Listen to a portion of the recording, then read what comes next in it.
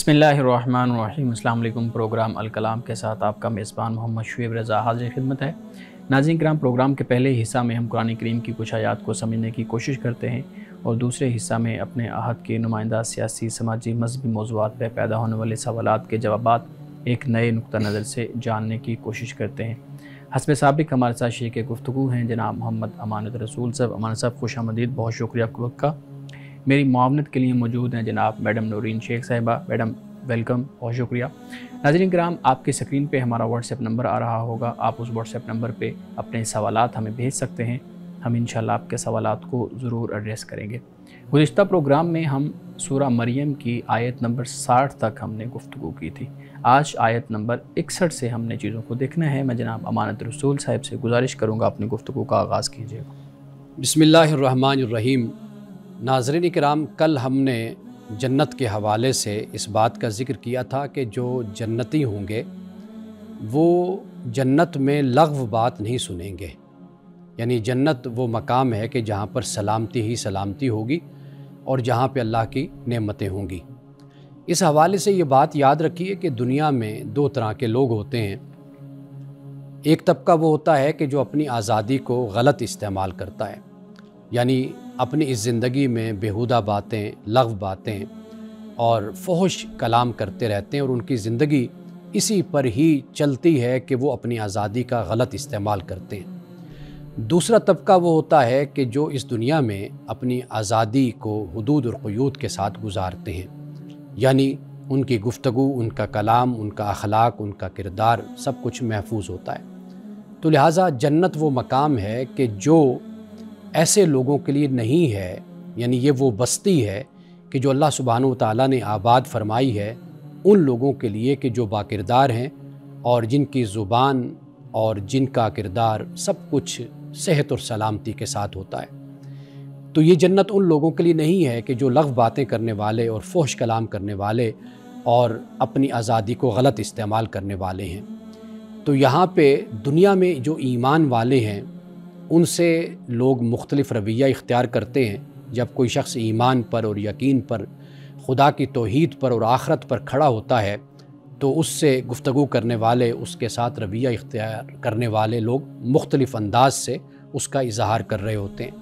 तो कुरान मजीद ने इस बात को इस अंदाज से बयान किया है कि एक तो जो जन्नत है वो हमेशा की है, यानी ये अल्लाह का वो तबका कि जो जिसने तौबा की, ईमान लाए, अच्छे काम किए, तो एक बात ये फरमा दी कि ये हमेशा की जन्नत में होंगे, जन्नत अदन में। और फिर ये भी फरमाया कि ये वो जन्नत है कि जिसका रहमान ने अपने बंदों से वादा किया है। ये वादा दरपर्दा है और आलम गैब में ये वादा अल्लाह ने अपने बंदों से किया है। और साथ ये भी फरमा दिया कि ये जो वादा है ये हर सूरत में पूरा होगा। अल्लाह का वादा, इन्नल्लाह ला युखलिफुल मियाद, अल्लाह अपने वादों के ख़िलाफ़ नहीं जाता। जो अल्लाह की सुन्नत और तरीक़ा और वादा है उसमें किसी किस्म की तब्दीली नहीं होती। अब इसके बाद ये फरमाया कि जब वो जन्नत में चले जाएंगे तो उस जन्नत में वो लग़्व बात नहीं सुनेंगे, वहाँ पर सलामती ही सलामती की बात होगी। क्यों? इसलिए कि दुनिया में उनके साथ जो लोगों ने रवैया इख्तियार किया था वो लग़्व रवैया था, लेकिन अब जन्नत में उनके लिए सलामती, इकराम, एहतराम, इज़्ज़त ये उनको वहाँ पर दी जाएगी। अब इसके बाद अल्लाह पाक ये फरमाता है कि वलहुम रिज़्क़ुहुम फ़ीहा बुकरतम व अशिय्या, और उनके लिए उस जन्नत में रिज़्क़ होगा सुबह शाम। नाज़रीन किराम, यहाँ पे एक अहम बात मैं अर्ज़ करता चलूँ, वो ये है कि अल्लाह का खुश नसीब तबका बंदा वो भी है कि जो इस दुनिया से जाने के बाद भी खुदा की नेमतों का हक़दार ठहरता है। अल्लाह उसे अपनी नेमतें क़यामत से पहले भी उसको अता फ़रमाता है। जैसे कुरान मजीद बयान करता है कि वो लोग कि जिन्होंने अल्लाह की राह में अपनी जान को कुर्बान कर दिया। अब उनका ज़िक्र कुरान पाक में सूरत आले इमरान में होता है। अल्लाह पाक फरमाता है कि वला तहसबन्नल्लज़ीना क़ुतिलू फ़ी सबीलिल्लाहि अमवाता, कि मत गुमान करो उन लोगों को जिन्हें अल्लाह की राह में कत्ल कर दिया गया। क्या गुमान ना करो? मुर्दा। बल अहयाउन इंद रब्बिहिम युरज़क़ून, बल्कि ये अपने रब के पास ज़िंदा हैं और इनको रिज़्क़ दिया जाता है। फ़रिहीन बिमा आताहुमुल्लाहु मिन फ़ज़लिही, वो खुश हैं उस पर जो अल्लाह ने अपने फ़ज़ल से उनको अता किया है। वयस्तबशिरून बिल्लज़ीना लम यल्हक़ू बिहिम मिन ख़ल्फ़िहिम, اور فرمایا کہ اور خوشخبری لے رہی ہیں کہ جو لوگ ان کے پیچھے ہیں اور ابھی وہاں نہیں پہنچے، اور فرمایا کہ اللہ خوف علیہم ولا ہم یحزنون، تو ان پر نہ کوئی خوف ہے اور نہ وہ غمگین ہوں گے۔ اور اس کے بعد فرمایا کہ یستبشرون بنعمت من اللہ وفضل، وہ خوش ہو رہے ہیں اللہ کے انعام اور اللہ کے فضل پر، وَأَنَّ اللَّهَ لَا يُضِيعُ أَجْرَ الْمُؤْمِنِينَ، اور بے شک اللہ تعالیٰ مومنین کے اجر کو ضائع نہیں کرتا۔ یعنی یہاں پر تو اللہ سبحانہ و تعالیٰ نے ذکر کیا کہ صبح و شام جنت میں ان کو اللہ تعالیٰ رزق عطا کرے گا، لیکن آل عمران میں جس طبقے کا ذکر ہوا ہے، یعنی شہداء کا طبقہ ہے، یہ جو اللہ کی راہ میں جان دینے والے ہیں، اللہ نے فرمایا کہ ان کی شہادت اور ان کی موت کے بعد، اس دنیا سے جانے کے بعد، اللہ سبحانہ و تعالیٰ کی نوازشوں کا، اللہ کی نعمتوں کا ان پر آغاز ہو جاتا ہے، اور آخرت میں جنت میں تو ان کو نعمتیں ملنی ہی ملنی ہیں، لیکن شہادت کے بعد ہی اللہ تعالیٰ ان کے لیے نعمتوں کا ایک سلسلہ قائم فرما دیتا ہے۔ اب اس کے بعد اللہ پاک جنت کے بارے میں یہ فرماتا ہے کہ تلک الجنت التی نورث من عبادنا من کان تقیہ، فرمایا یہ وہ جنت ہے کہ جس کا وارث ہم اپنے بندوں میں سے ان کو بنائیں گے جو خدا سے ڈرنے والے ہوں۔ اب یہ وارث بن گئے، یعنی وارث سے مراد یہ ہے کہ جس کے پاس وہ چیز موجود رہتی ہے اس کو وارث کہا جاتا ہے۔ دنیا میں ایک نظام وراثت کا بھی چل رہا ہے، وہ یہ ہے کہ میں جو کچھ چھوڑ کے جاؤں گا وہ میری اولاد کو مل جائے گا، میری اولاد جو چھوڑے گی وہ اس کی اولاد کو مل جائے گا سب کچھ۔ تو یہ ایک وراثت، یعنی جس کو جو ملنا ہے وہ اسی کا وارث ہوتا ہے۔ یہاں پر اللہ سبحانہ و تعالیٰ نے یہ جو وارث بنایا اپنے بندوں کو، اس سے اشارہ اس بات کی طرف ہے کہ یہ گویا کہ جنت اللہ سبحانہ و تعالیٰ ان کو اس طرح عطا کرے گا کہ جنت واقعی ان کا حق تھا، یعنی دنیا انہوں نے اس طریقے سے گزاری تھی اور اپنی زندگی جو فانی زندگی ہے اللہ کی اطاعت و فرمانبرداری میں، اللہ کی محبت اور عشق اور تعلق میں گزاری، کہ اللہ سبحانہ و تعالیٰ ان کو جنت اس طرح عطا کرے گا کہ گویا کہ وہ جنت کے حقدار تھے، جنت تھی ہی انہی کے لیے اور انہی کا ورثہ اور انہی کی وراثت تھی جو اللہ تعالیٰ نے ان کو عطا کر دی۔ لیکن ناظرین کرام، ایک شرط اللہ نے رکھی ہے اور وہ ہے تقوی، پرہیزگاری، اور اس تقوی کو میں اس معنی میں اور اس مفہوم میں ہمیشہ استعمال کرتا ہوں کہ جسے ہم اردو میں خدا آگہی کہتے ہیں، یعنی خدا کا شعور، یعنی اس طرح شعور ہو کہ آپ اگر اکیلے ہیں تو آپ کو یقین ہو کہ دوسرا میرے ساتھ خدا ہے، دو ہوں تو تیسرا خدا ہے، تین ہوں تو چوتھا خدا ہے، اور یہ خدا صرف یہ نہیں ہے کہ آپ موجود ہیں تو آپ کے ساتھ ہے، بلکہ آپ کی زندگی کے ہر مقام پر، ہر لمحے میں وہ آپ کے ساتھ ہو۔ آپ دکان پر بیٹھے ہیں، آفس میں ہیں، آپ کسی جگہ پر بھی موجود ہیں، کسی سے معاہدہ کر رہے ہیں، کسی سے کلام کر رہے ہیں، کسی سے کوئی ڈیل کر رہے ہیں، تو خدا آپ کے ساتھ موجود ہے۔ یہ جو شعور انسان کو، یہ جو آگہی انسان کو حاصل ہوتی ہے کہ میں اکیلا نہیں ہوں، میرے ساتھ میرا خدا ہے، اس سے انسان کے اندر جو احساس پیدا ہوتا ہے اور جو انسان ایک زندگی اپنی جس بنیاد پر قائم کر لیتا ہے، اس میں پھر خدا خوفی بھی ہوتی ہے، خدا کا تعلق بھی ہوتا ہے، اور اس کا سب سے بڑا فائدہ انسان کو یہ ہوتا ہے کہ انسان اپنی زندگی میں ظلم سے بچتا ہے، زیادتی سے بچتا ہے، دوسروں کے دلوں کو دکھانے سے بچتا ہے۔ کیوں؟ اس لیے کہ اس کو معلوم ہے کہ میرے ساتھ میرا خدا ہے۔ ناظرین کرام، یہاں وقت ہوا چاہتا ہے ایک بریک کا، ہمارے ساتھ رہیے گا۔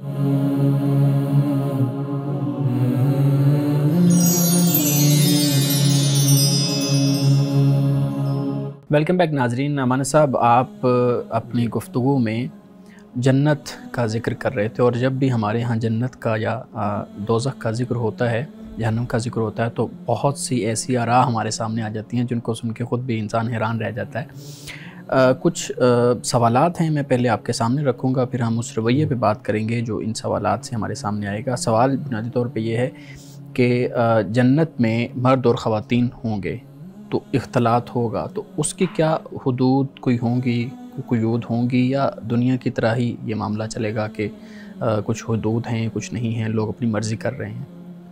اچھا، ایک بات تو یہ ہے کہ دنیا اور جنت، یہ دنیا اور آخرت، ان میں جو بنیادی فرق ہے نا، وہ یہ ہے کہ یہ دنیا جو عارضی ہے یہ نامکمل ہے، یعنی خدا نے اس جگہ کو بنایا ہے آزمائش کے لیے، امتحان کے لیے۔ آزمائش اور امتحان جو ہے نا، اس کے لیے یہی کچھ ہوتا ہے، کہیں پر خوشی ہے، کہیں پر غم ہے، تنگدستی ہے، کہیں پر فراخی ہے، خوشحالی ہے۔ ہر حال میں، ہر صورت میں، ہر حالت میں انسان کے لیے ایک آزمائش ہوتی ہے۔ ٹھیک، یہ دنیا کا معاملہ تو ایسا ہے، آخرت کا جو معاملہ ہے وہ اس سے مختلف ہے۔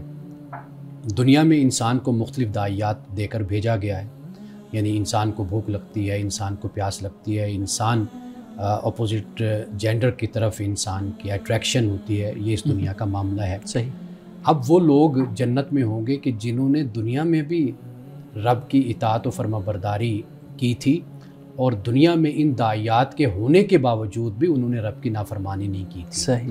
یعنی انہوں نے اپنے آپ کو نکاح تک محدود رکھا تھا، انہوں نے بھوک میں، غذا اور رزق میں انہوں نے حلال حرام کا فرق رکھا تھا، وہ اللہ کے مطیع اور فرما بردار بندے بن کر انہوں نے زندگی گزاری تھی کہ جو دنیا میں رہ کر بھی اگر خدا کی جو حرام کردہ چیزیں ان کی طرف نظر اٹھا کر نہیں دیکھتے، جو دنیا کا ایک پورا نظام جو ہے وہ اس بنیاد پر ہمیں نظر آتا ہے، وہ آخرت، وہ جنت، وہاں پر تو سب کچھ مکمل ہوگا، پرفیکشن ہوگی وہاں پر۔ تو وہ جو داعیات ہیں اور جو ہمارے احتیاجات ہیں، جو تقاضے ہیں جو اس دنیا کے ہیں، وہ ہیں آزمائش اور امتحان کی بنیاد پر۔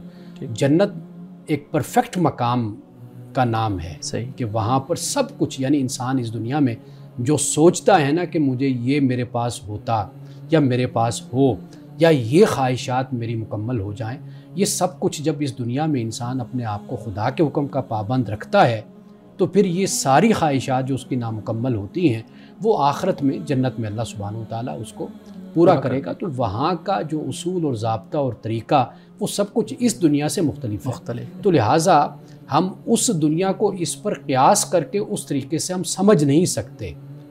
یہ آپ کا سوال در حقیقت اس کے متعلق صحیح۔ لیکن مولانا صاحب، ہم نے ایک یہ بھی کانسیپٹ ہمارے ہاں ایک نقطہ نظر یہ بھی پایا جاتا ہے نا کہ وہاں پہ ذہن کے اندر کوئی ایسی خواہش ہی پیدا نہیں ہوگی جو دوسری جنس کو آپ کی طرف متوجہ کرے یا آپ کو اس کی طرف متوجہ کرے۔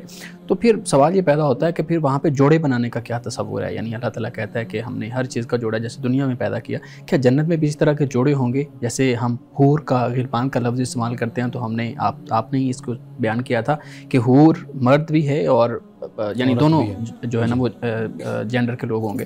تو پھر یہ جوڑے پیدا کرنے کا کیا تصور ہے اگر وہی نقطہ نظر مان لیا جائے کہ ذہن میں کوئی خواہش پیدا نہیں ہوگی؟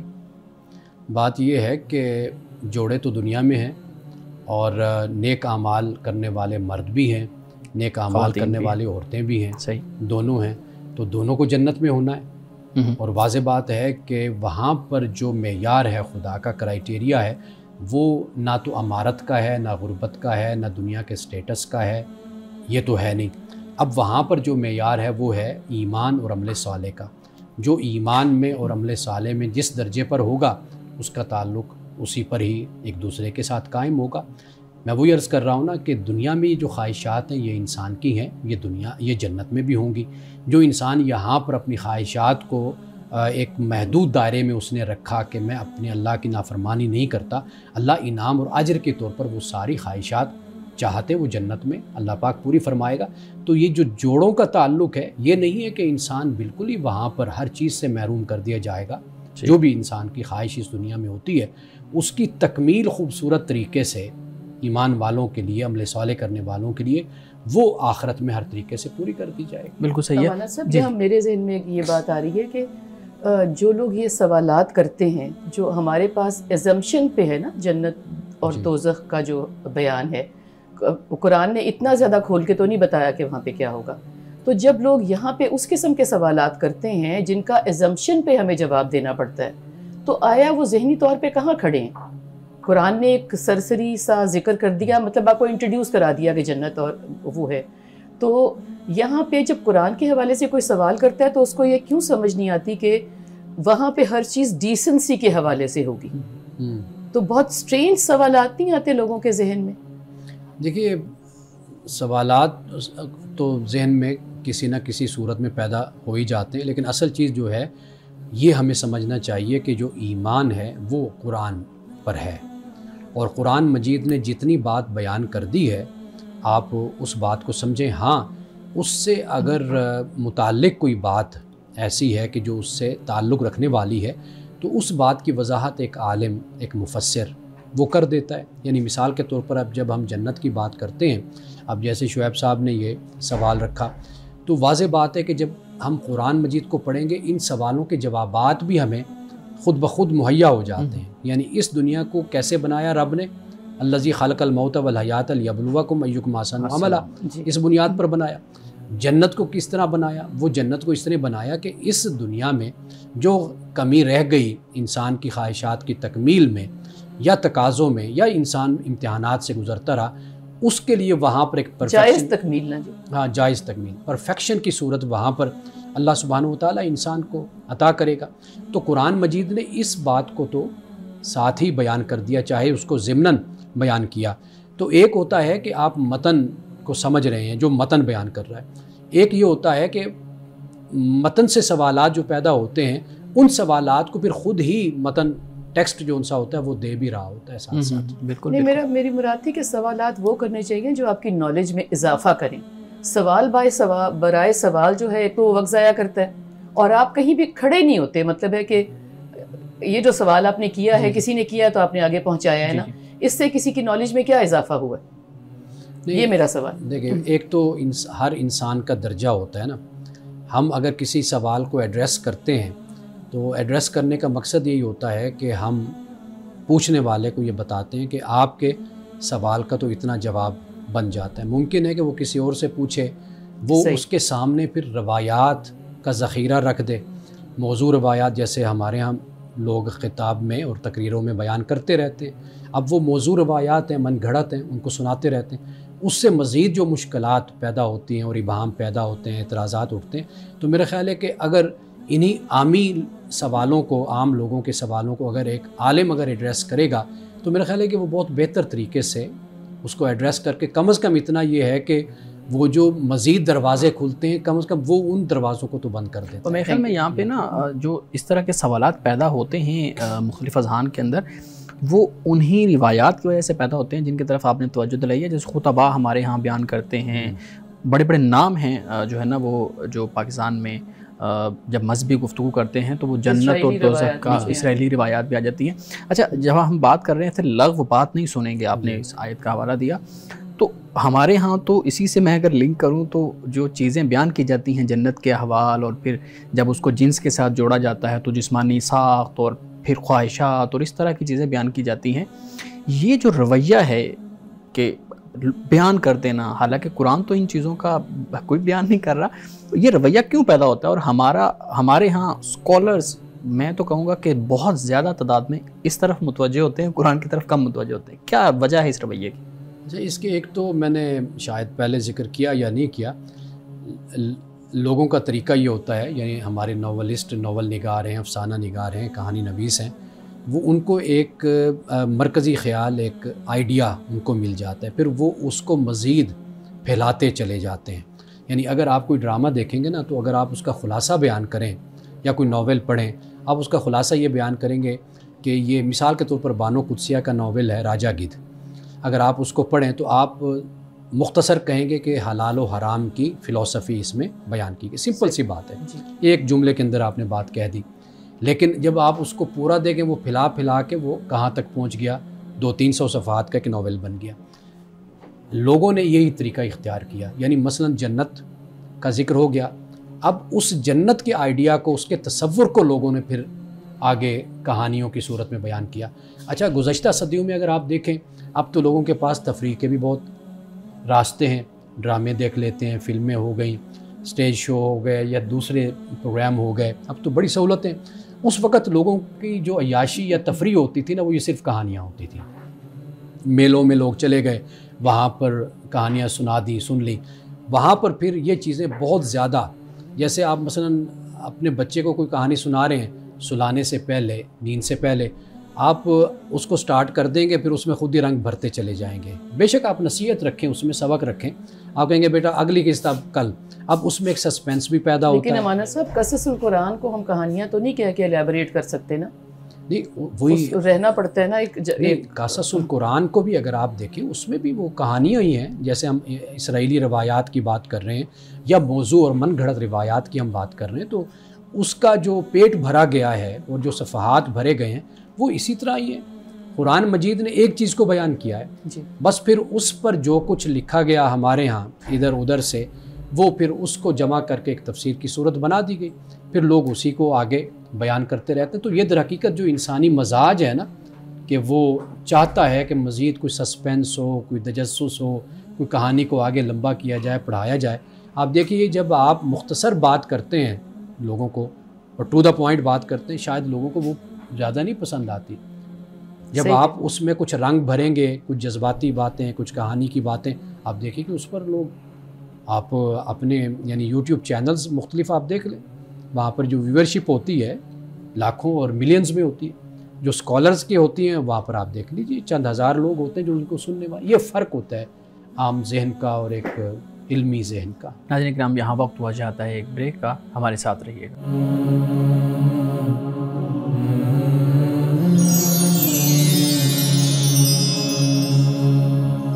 ویلکم بیک ناظرین۔ نعمان صاحب، ہمارے ناظرین کی طرف سے بھی کچھ سوالات ہیں۔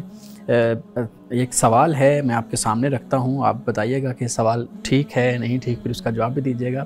کہتے ہیں جی قرآن کریم اگر ہدایت کی کتاب ہے تو نعوذ باللہ اس سے لوگ گمراہ کیوں ہو جاتے ہیں؟ میرے خیال میں یہ اس آیت سے وہ لے رہے ہیں جو قرآن بیان کرتے ہیں۔ پلیز۔ اصل میں قرآن مجید میں بالکل یہ بات نہیں کہی گئی۔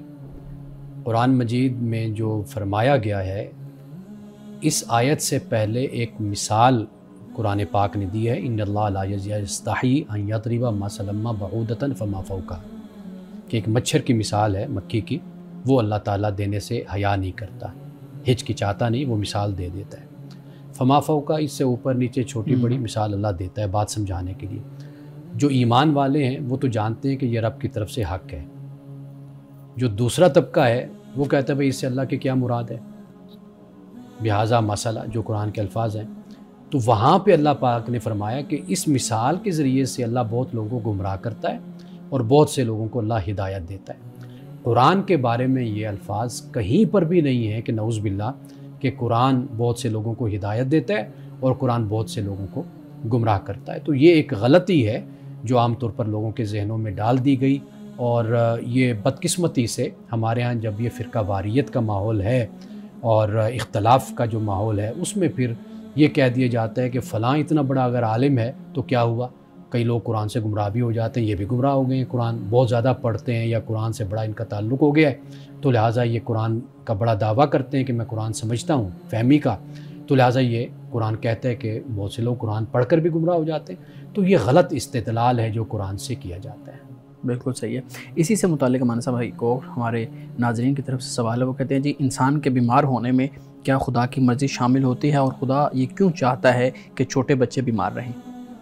دیکھیے بات وہی ہے جو ہم پہلے اس پر گفتگو کر چکے کہ اللہ تعالیٰ کی یہ دنیا جو ہے، یہ اللہ کی جو کائنات ہے اور یہ جو نظام زندگی ہے، یہ اصل آزمائش پر، امتحان پر۔ صحیح۔ انسان آزمایا جاتا ہے، بچے بیمار ہوتے ہیں، دنیا سے چلے جاتے ہیں، اور پھر وہ جو سورۃ الکہف میں تکوینی امور کے حوالے سے ہم نے بات کی تھی، حضرت خضر علیہ السلام کے حوالے سے، وہاں پر ان باتوں کو بالکل واضح ہم نے کیا تھا۔ یہ اللہ جانتا ہے کہ اس میں کیا حکمت ہے، لیکن ہمیں وہاں پر کچھ نہ کچھ بتا دیا گیا اور سمجھا دیا گیا ہے اس حوالے سے کہ یہ جو کچھ بھی ہے یہ انسان کی عارضی زندگی میں واقع ہوتا ہے، لیکن آگے کی جو زندگی قرآن بیان کرتا ہے جنت کی، وہ انسان کے لیے پرفیکٹ اور مکمل زندگی وہ ہے انسان کی۔ بالکل صحیح ہے۔ ہمارے ساتھ ان سوالوں سے میرے ذہن میں ایک سوال یہ آ رہا ہے کہ آپ نے جیسے کہا کہ سوال تو سارے ہی ہم اچھے ہوتے ہیں، کرنے چاہیے، اس سے آپ کے ہماری بہت سی گرہیں کھلتی ہیں۔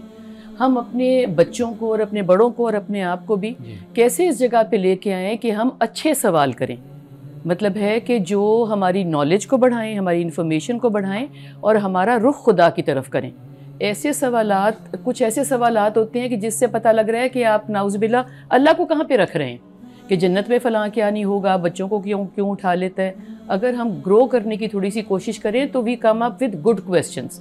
تو آپ ذرا یہ بھی بتائیں کہ ہم اچھے سوالات کیسے کر سکتے ہیں؟ اچھا، پہلی بات تو یہ ہے کہ ہمیں اس پر بھی شکر ادا کرنا چاہیے کہ سوال کرتے ہیں اور پیدا ہوتے ہیں۔ یعنی مثال کے طور پر نوجوان نسل اگر مذہب پر سوال اٹھاتی ہے، سوال کرتی ہے، یا قرآن یا حدیث یا تاریخ، ہسٹری، کسی پر بھی، تو میں تو ہمیشہ یہ آپ نے پڑھا بھی ہوگا، میں لکھتا ہوں کہ بھئی یہ بھی خدا کی بہت بڑی آپ اس کو یعنی شکر ادا کریں کہ وہ پوچھتے تو یعنی گویا کہ ان میں کریوسٹی ہے. نہیں میں امانت صاحب اس کو اس طرح دیکھتی ہوں کہ جو ہماری رائج چیزیں ہیں نا وہ آپس میں کوئی کانورسیشن کر کے پک کر کے اور سوال ڈال دیتے ہیں, خود نہیں سوچتے.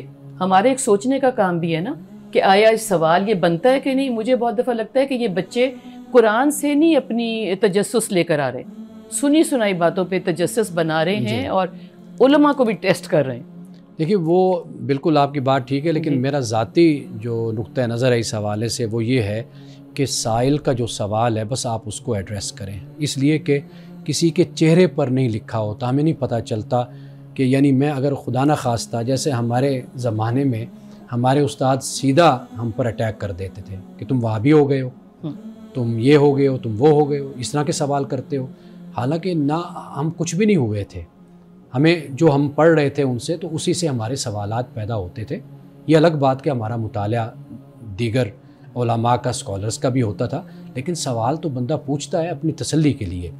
اب میں جس نتیجے پہ پہنچا ہوں کہ آپ اگر سوال کو اچھے طریقے سے ٹیکل کر لیتے ہیں اور اس کا اچھا جواب دے دیتے ہیں, وہ شخص پھر آپ کے ساتھ جڑ جاتا ہے. اس کے جڑنے کا یہ پھر فائدہ ہوتا ہے, جس راہ کی طرف آپ اشارہ کر رہی پھر انسان اس کو اس راہ پر لے بھی آتا ہے. اور یہ میری زندگی کا ذاتی تجربہ بھی ہے. اچھا مولانا صاحب, ہم ابھی گفتگو کر رہے تھے سوال کرنے کے بارے میں. میڈم نے بہت خوبصورت بات کی کہ ہمارے ہاں نوجوانوں کے ذہن میں اس طرح کے جو ہے نا وہ سوال پیدا نہیں ہوتے جو ان کو علمی سطح پہ کہیں پہ فائدہ دے. میرے ذہن میں بھی یہ چیز آ رہی ہے کہ جب ہم مدارس میں پڑھتے ہیں, جامعات میں پڑھتے ہیں, خاص طور پہ جب ہم مذہب کی بات کرتے ہیں تو وہاں پہ سوال پیدا ہی نہیں ہونے دیا جاتا. یہ تو ایک اگلی سٹیج ہے اور بڑے بات کی سٹیج ہے کہ اچھا سوال حوصلہ شکنی کی جاتی ہے. بالکل ایسا ہی ہے, حوصلہ شکنی کی جاتی ہے. ہم خود جب پڑھ رہے تھے تو آپ بیان کیجئے گا کہ یہ جو اچھا سوال کرنے کا آرٹ ہے یہ کیا نصاب کا حصہ یا کہیں نہ کہیں تربیت کا حصہ یا کہیں نہ کہیں تعلیم کے اندر اس کو شامل کرنا چاہیے, اور اس سے کیا فائدہ حاصل ہوگا؟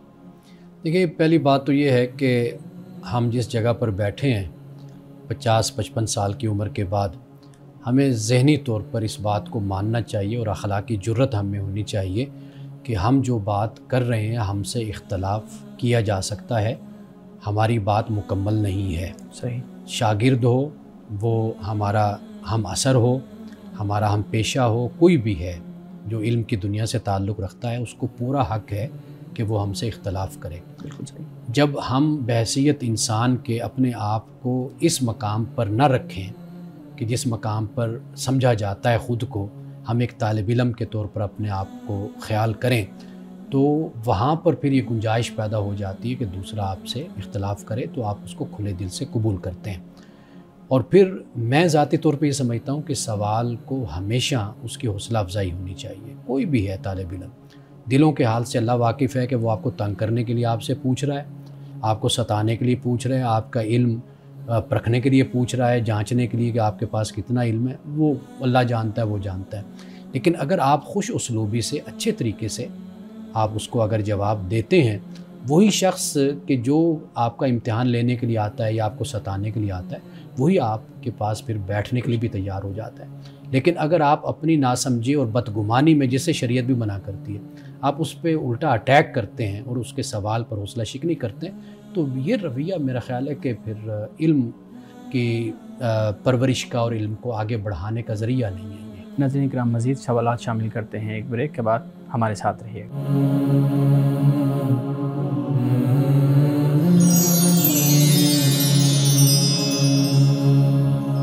پروگرام ایک دفعہ پھر خوش آمدید. میڈم آپ بریک میں کچھ سوال کرنا چاہ رہی تھی, پلیز. جی امانت صاحب, میں یہ کہہ رہی تھی کہ آپ بہت اچھی بات کرتے ہیں کہ لوگ آپ کو اپروچ کرتے ہیں اور آپ کہتے ہیں ان کے سوالوں کے جواب دینے چاہیے, لیکن مجھے لگتا ہے کہ یہ بھی ضرور کہنا چاہیے کہ جو ہمارے چھوٹے موٹے سوال ہوتے ہیں وہ خود ہم حل کرنے کی کوشش کریں, تو پھر وہ جو بڑا سوال ہے, بیکاز دیکھیں نا آپ کے پاس وقت بھی کم ہے, ریسرچ ورک بھی کرنا ہے, تو پھر چھوٹے موٹے سوال اگر ہم حل کریں تو ہمارا بھی ذہن بڑا ہوتا ہے کہ ہم اچھے سوال کر سکتے ہیں. اس کے لیے کوئی نصاب بنانے کی ضرورت نہیں ہے, اس کو ہم تھوڑا سا خود کو تیار کریں کہ ہم سوال کیسے کریں. تو جی اچھا, اب پہلی بات جیسے آپ نے سٹارٹ لیا نا, جی, تو اس میں بڑی اہم بات آپ نے کہی ہے. وہ میں بات اکثر نوجوانوں سے اور اپنے جہاں پر بھی نشست ہو, محفل ہو, درس ہو, تو میں یہ بات کہتا ہوں وہ یہ ہے کہ قرآن مجید نے آپ کی رہنمائی کر دی، آپ کو جو ضرورت ہے، جس پر آپ کی جنت جہنم کا انحصار ہے، آپ کے حلال حرام کا انحصار ہے، آپ کے فرض کا انحصار ہے، احکام کا انحصار ہے، کہ جس کے بارے میں رب آپ سے پوچھے گا وہ تو قرآن نے بیان کر دیا۔ صحیح۔ وہ رسول اللہ کی سنت سے ہمیں عملی طور پر امت میں ایک تعامل اور ایک تہذیب وہ ہمیں پتہ چل گئی۔ اب اس کے علاوہ باقی جو معاملات ہوتے ہیں، میں خود نوجوانوں سے، لوگوں سے کہتا ہوں کہ آپ اس کے بارے میں جب مجھ سے پوچھیں گے نا تو آپ مزید مشکل میں پڑ جائیں گے، اور آپ کو یوں لگے گا کہ شاید یہ دین کوئی ہمیں اس بارے میں کوئی پابند کرتا ہے یا کچھ ہمیں کہتا ہے، تو ایسا معاملہ نہیں ہوتا۔ میری بھی ایک رائے ہوتی ہے، آپ بھی اس کو پڑھیے، اس کو سمجھیے، آپ بھی ایک اپنی رائے کے مطابق اس پر عمل کر لیجیے۔ اللہ تعالیٰ نے وہ ڈور اوپن رکھا ہے آپ کے لیے۔ آپ مزید اپنے آپ کو مشکلات میں ڈالنے کے لیے سوالات پہ سوالات، جائز ناجائز کے مسئلے میں جب پھنستے ہیں، پھر آپ کی زندگی جو سی ہے وہ پھر بوجھل ہو جاتی ہے۔ تو اس کا بہتر طریقہ یہی ہوتا ہے کہ قرآن سے تمسک، آپ کا تعلق سنت سے، یہ بنیادی بات ہے۔ جب آپ اس سے وابستہ ہو گئے، اس کے بعد اگر فقہا نے بھی جو لکھا ہے وہ بھی تو انہوں نے اپنی تحقیق اور ریسرچ سے لکھا ہے نا، تو آپ بھی اسی طریقے سے سمجھ سکتے ہیں، پڑھ سکتے ہیں، اور ان مسائل میں آپ کے لیے دروازے کھلے ہیں، آپ جو چاہیں آپ اس پر عمل کر سکتے ہیں، لیکن حسن نیت کے ساتھ، اچھے جذبے کے ساتھ۔ تو قرآن نے تو چیزوں کو واضح کر دیا۔ جی امانت صاحب، لیکن قرآن نے یہ بھی کہا ہے نا کہ مشتبہ جو چیزیں کر دی گئی ہیں اس کے پیچھے آپ نہیں پڑیں۔ تو جب اس کے حوالے سے کوئی آپ کے پاس سوال کرتا ہے اور آپ اس کو پھر کھولتے ہیں تو اس پہ ڈسکریج نہیں کرنا چاہیے کہ جب قرآن نے منع کر دیا تو ہم ایلیبوریٹ نہ کریں۔ اصل میں آپ جو لفظ استعمال کر رہی ہیں نا، مشتبہ، وہ نہیں ہے۔ یعنی مشتبہ تو ایک نیگیٹو اسپیکٹ رکھتا ہے، لیکن یہ ہے متشابہات۔ صحیح کہہ رہے ہیں۔ تو متشابہات کا جو معاملہ ہے، ایک تو قرآن نے خود اس چیز کو بیان کیا کہ جو فساد کے لیے، فتنے کے لیے اس کے پیچھے لگتے ہیں، یہ ایک دوسرا پہلو ہو جاتا ہے کہ بھئی اللہ کی مراد کیا ہے، یہ کیوں اللہ نے کہا ہے، اور پھر اس کو مزید الجھانے کے لیے دیکھو بھئی دین اترا ہے تو یہ باتیں الجھی رہ گئی ہیں، یعنی دین میں مزید رکھنا ڈالنے کے لیے۔ ایک یہ رویہ، ایک رویہ ہوتا ہے کہ جستجو کا ہوتا ہے انسان کا، وہ سمجھنا چاہتا ہے کہ کس حد تک ہمیں قرآن نے یا کس حد تک ہمیں حدیث نے رسول اللہ کی وہ ہمیں اس بارے میں کیا بتایا ہے۔ اس حد تک تو یہ جائز ہے، اور اس کی میرے خیال ڈسکریج اس کو نہیں کیا جانا چاہیے۔ نہیں، میں متشابہات ہی کہنا چاہ رہی تھی۔ جی ہاں، وہ متشابہات کا جو معاملہ ہے، جس حد تک ہم اس کو سمجھ سکتے ہیں اس حد تک ہمیں بیان کرنے میں کوئی حرج نہیں ہے، جتنا ہمیں قرآن نے بتا دیا یا حدیث میں اس کا ہمیں ذکر ہو جاتا ہے۔ لیکن اس کے علاوہ جو، چونکہ یہ ایسا ایریا آپ کہہ لیجئے کہ جو بہت ہی ایک مشکل ہے کہ اس میں انسان بھٹک بھی سکتا ہے، جیسے پل صراط کا معاملہ ہے، تو یعنی انسان گر بھی سکتا ہے، تو لہٰذا اس پر گفتگو کرتے ہوئے ہمیں بہت زیادہ احتیاط کرنی چاہیے۔ جی ہمارا سب ایک اور سوال بھی تھا کہ ہمارے ہاں بہت رائج ہے، ہم جب سیشنز یا کلاسز بھی بناتے ہیں تو ہم قرآن و حدیث کی کلاس بناتے ہیں یا سیشن بناتے ہیں یا پروگرامز بناتے ہیں، تو میرے ذہن میں یہ تھا کہ کیا پہلے قرآن و سنت نہیں انٹروڈیوس کرانی چاہیے اور پھر احادیث پہ آنا چاہیے؟ تو اس سے خود بھی پھر آپ ڈفرینشیٹ کر سکتے ہیں کہ اسرائیلی روایات کون سی ہیں، چیزیں کون سی ہیں، بیکاز سنت پڑھ کے آپ کو تھوڑا سا حضور کی پرسنالٹی کا آپ کے پاس ایک بن جاتا ہے کہ پھر کون سی حدیث موضوع ہے اور کون سی حدیث آپ کی پرسنالٹی سے ٹیلی کرتی ہے، آپ کو آسانی ہو جاتی ہے۔ بالکل ایسے ہے، کیونکہ قرآن مجید کے بعد سنت ہے، اور سنت در حقیقت عملی وہی جس کو آپ کہتے ہیں کہ اللہ تعالیٰ نے ڈائریکٹ اپنے رسول صلی اللہ علیہ وسلم کو رہنمائی فرمائی، اور پھر اس کو امت میں اس طرح رائج کر دیا گیا کہ وہ پھر روایت یا حدیث کی محتاج نہیں ہے۔ جیسے مثال کے طور پر ہم 5 وقت نماز پڑھتے ہیں، جو صبح اٹھے گا، مسلمان اٹھتا ہے یا ہمارے ہاں بچہ پیدا ہوتا ہے، وہ جیسے جیسے بڑا ہوتا ہے اس کو پتہ ہے کہ یہ ایک روایت ہے، ایک تہذیب ہے، ایک مسلمانوں میں ایک رائج عمل ہے، اس کو اس پر کسی بھی حدیث کی کسی روایت کی ضرورت نہیں ہوتی، کیونکہ وہ دیکھ رہا ہے اول روز سے ان چیزوں کو اسی طرح ہی اعمال کو رائج کر دیا گیا، تو یہ سنت بن گئی۔ تو قرآن سے اور سنت سے جب انسان کا تعلق مضبوط ہوتا ہے، پھر حدیث کو اس آئینے میں دیکھنے میں انسان کو آسانی ہو جاتی ہے، کیونکہ حدیث پھر وہ روایت بھی ہے، اور پھر وہ فرد واحد نے خبر واحد بھی بن جاتی ہے، وہ پھر اس کی مختلف اقسام بھی بن جاتی ہیں، لیکن اس کو پھر قرآن اور سنت کے روشنی میں جب ہم دیکھیں گے تو وہ پھر بہت زیادہ ہمارے لیے آسان ہو جاتا ہے کہ ہم بالکل کلیئرٹی کے ساتھ پھر دین پر عمل کرتے ہیں۔ جی، جو ہم نے جب قرآن کا سبق شروع کیا تو اس میں ایک لفظ آیا رزق۔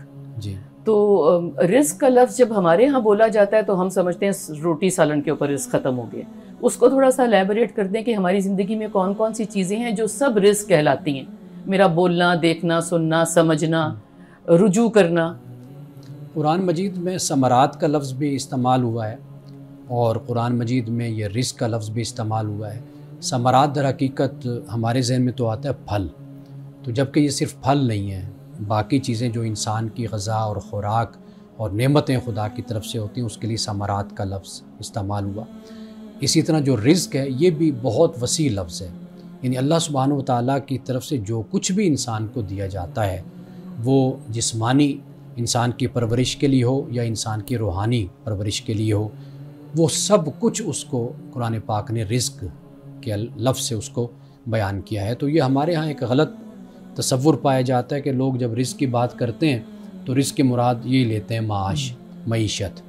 تو قرآن اس کو بہت ہی زیادہ وسیع معنی میں استعمال کرتے ہوئے رزق جو پیغمبر آپ کو دیتا ہے خدا سے لے کر، وہ بھی در حقیقت اس کو بھی رزق کا، یہ کتاب بھی یہ بھی خدا کا رزق ہے۔